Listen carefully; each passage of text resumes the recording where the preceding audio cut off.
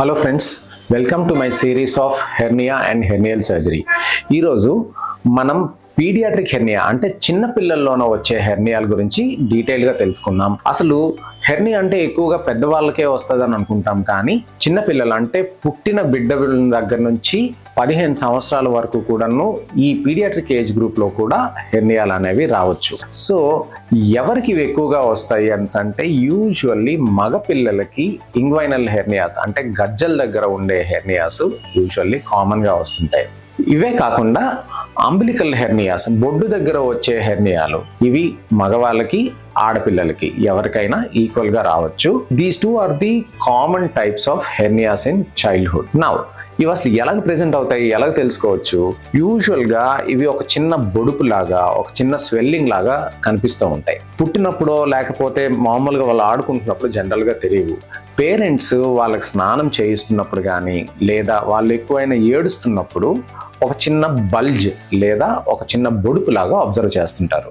అది కొన్నిసార్లు బొడ్డు దగ్గర లేదా గ్రాయిన్ అంటే పొట్ట మరియు ఈ థై ఈ రెండు జంక్షన్ దగ్గర దానిని గ్రాయిన్ అంట. ఈ గ్రాయిన్ దగ్గర ఒక చిన్న బొడుపు లాంటి స్వెల్లింగ్ వస్తుంది అనుకోండి, ఇది హెర్నియా అయి ఉండొచ్చు అని మనం అర్థం చేసుకోవాలి.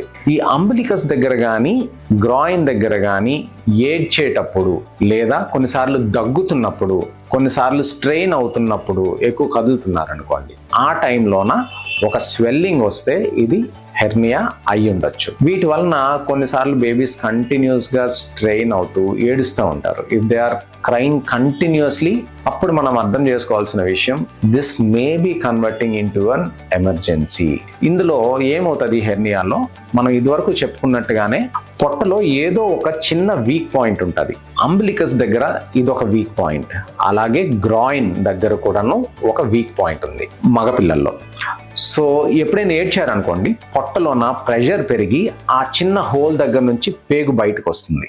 ఇదే మనం హెర్నియా అని ఇదివరకే చెప్పుకున్నాం. సో ఈ హెర్నియా కొన్నిసార్లు ఫ్రీగా బయటకు వెళ్ళి మళ్ళీ లోపలికి వచ్చేస్తే పెయిన్ అంత ఎక్కువగా ఉండదు, లేదా పెయిన్ టెంపరీగా ఉంటుంది. కానీ బయటకు వచ్చి అలా ఉండిపోతే సమ్ టైమ్స్ అది సివియర్ పెయిన్ రావటం, కొన్నిసార్లు పేగు పాడవటం జరుగుతుంది. And this is the danger sign. ఎప్పుడైనా అలాగ స్వెల్లింగ్ వచ్చి బేబీ కంటిన్యూస్ గా ఏడుస్తుంటే then we have to recognise that ఇది చిన్న కాంప్లికేట్ అయ్యే అవకాశం ఉంది అని మనం అర్థం చేసుకోవచ్చు. మరి ఏం చేయాలి? ఇలాగా ఏడుస్తున్నప్పుడు కానీ దగ్గేటప్పుడు కానీ స్వెల్లింగ్ వస్తే then it is time to consult your surgeon అని అర్థం చేసుకోండి. ఏవో మందులు వాడటం, పెయిన్ తగ్గించడానికి టెంపరీ మెజర్స్ తీసుకోవటం సరికాదు. సో మనం ఇక్కడ చూసినట్టయితే ఈ అంబిలికస్ దగ్గర ఇలాంటి స్వెల్లింగ్ రావటం, లేదా ఈ గ్రాయిన్ రీజియన్ లోన ఇక్కడ స్వెల్లింగ్స్ రావటం బేబీ ఏడ్చేటప్పుడు, అలాంటి దగ్గర మనం స్వెల్లింగ్ చూస్తూ ఉంటాం. ఇలాగా ఈ హెర్నియాలో ఈ వీక్ పాయింట్ దగ్గర నుంచి పేగు ఇలాగ బయటకు వస్తూ ఉంటుంది.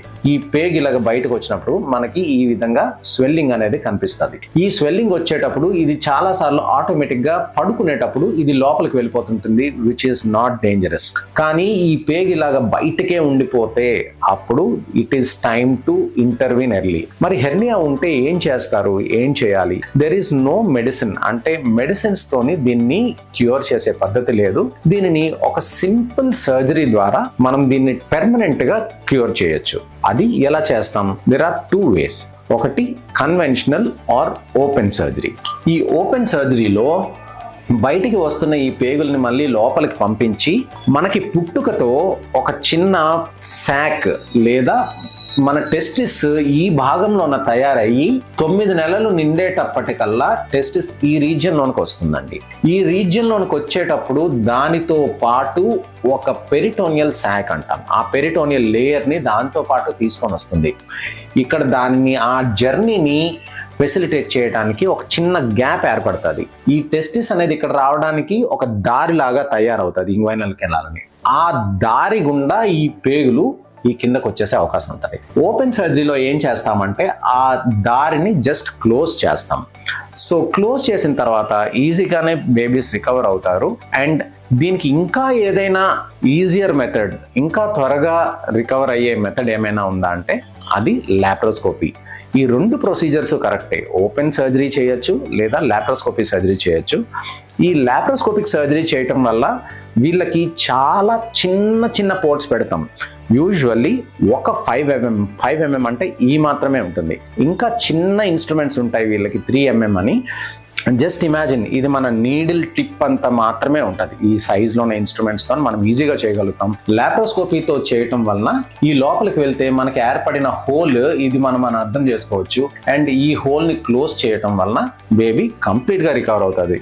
And the procedure will be so simple. It will hardly take 20 minutes to 30 minutes and baby can be easily recovered in the same day. And అదే రోజు పేషెంట్స్ని ఇంటికి కూడా పంపించేస్తాం.